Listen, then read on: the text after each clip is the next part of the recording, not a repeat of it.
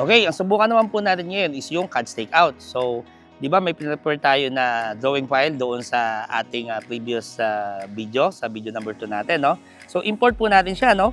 So, punta lang tayo dito sa survey na tab or sa survey na page and then click lang natin yung CAD na icon. Okay? So, in here, click lang natin yung may sample drawing na ako dito. So, i-import ko lang, no? Click mo lang yung accept na icon. Okay, click mo lang next. And then, select mo lang yung mga drawing file or yung drawing file na kailangan mo. Okay?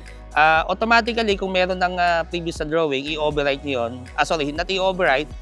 Di-disable nyo yan. Then, ang ilo-load niya is yung bagong select mo na drawing file. Okay? So, i-click ko lang to. Click ko confirm. Okay? So, lalabas na po dyan sa ating screen yung ating drawing. Okay? So, kung medyo malabo o yung mga lines hindi masyadong visible, pwede tayong magpalit ng background, no? So, hanapin lang natin yung background na icon dito sa left side ng mga icon natin. Click lang natin siya. Let's say, select ko yung black.